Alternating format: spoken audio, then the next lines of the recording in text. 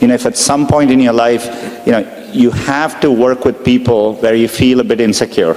Like, I would ignore what's happening in the short term. Like, there is so much opportunity ahead over the next 10 years or 20 years. Getting into an elite institution doesn't guarantee success. It matters a lot, but it doesn't guarantee success. Partly, how did I do it? I didn't tell people for a while. Just had a small team and, worked on it. And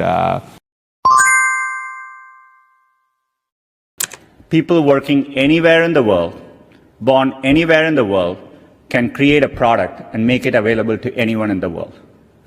The most used messaging app in Southeast Asia was built by a young man born in Ukraine who moved to the US.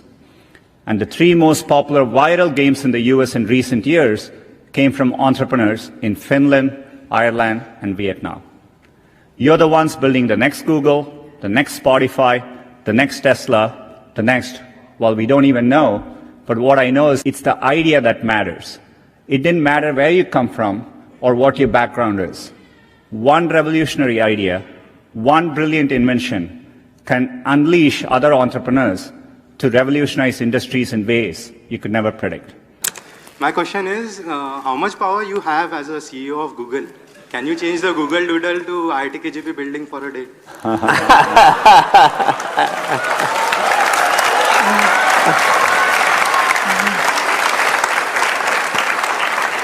I'm going to send a message to the team.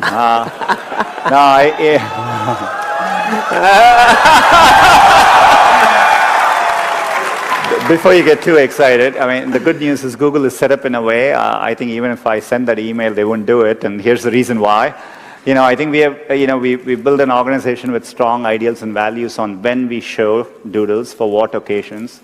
And it's less about what I want to happen as much as, we have a set of rules to go by. Last time Eric was our CEO, Eric Schmidt, and, I remember him being angry once and say, because he realized we were trying to build a browser, and he was like, do you know what it takes to build a browser? It takes, because he had gone through the browser battles.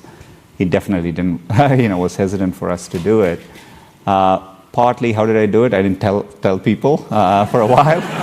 Just had a small team and, worked on it. And only when we had something to show, we had a chance to show the product, and that got people excited. And so, but it is, it's a good lesson. I think if you have a set of committed people, passionate people, you can achieve, even I couldn't have foreseen what it would eventually become, but shows the power of a small group of committed people.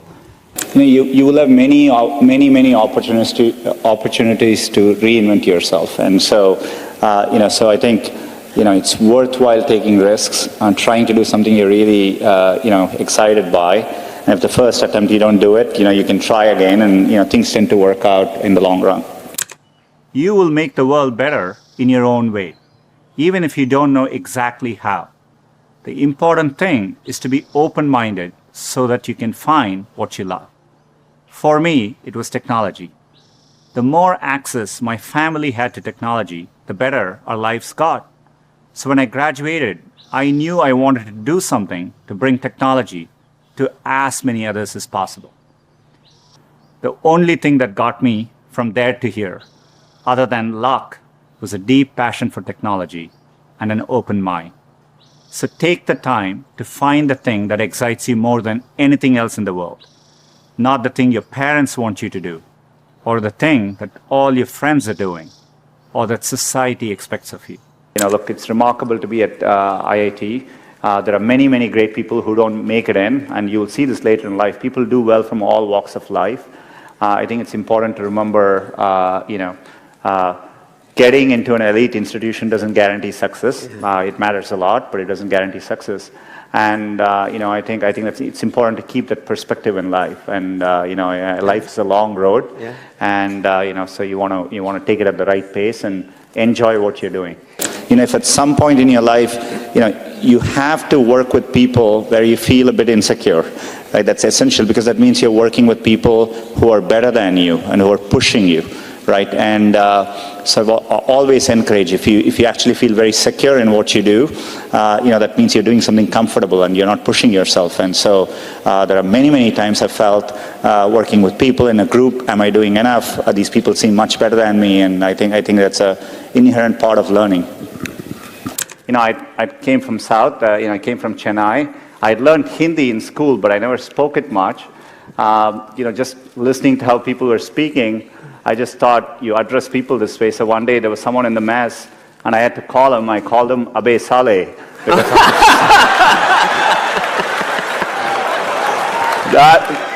That's how, in my first couple of weeks, I thought you call people that way. And next thing I know, the folks in the mess were quite upset, and I think they temporarily closed down the mess. Oh wow! So I wasn't very popular for that day. So you were responsible for the mess shutting down at IIT? Just for a moment, yeah, just for a moment. No, it's good. Look, I think it's important to remember you're going to have setbacks. It doesn't go exactly the way you. Sometimes it does, but that's rare. For most people, it kind of meanders, and it takes longer than you think it is. And as I said earlier to young entrepreneurs, there's no better time to be a young entrepreneur. Like, I would ignore what's happening in the short term. Like, there is so much opportunity ahead over the next 10 years or 20 years. I think to creators, there's no better time to be a creator. What is it that drives innovation at Google? I think we've always had an ambitious approach to it. We call it internally as 10x or moonshots. We try to work on things which, the criteria we think is we want to work on things which people will use every day. Mm-hmm. It will apply to billions of people, and it solves a real problem for them. So that's the bar. So anything we try to do, we think of it that way. And so we aim high. We try to use deep computer science to anything we approach so that we can have a differentiated approach to solving it. And you want to aim high enough that you fail, a few times. I think that's the natural part of the process. In fact, Larry used to say, if you work on really difficult things, you're better off because you have no competition. Others aren't working on that difficult a problem. And even if you fail, you end up doing something great in the process. And so I think that's the philosophy which has guided us all through these years.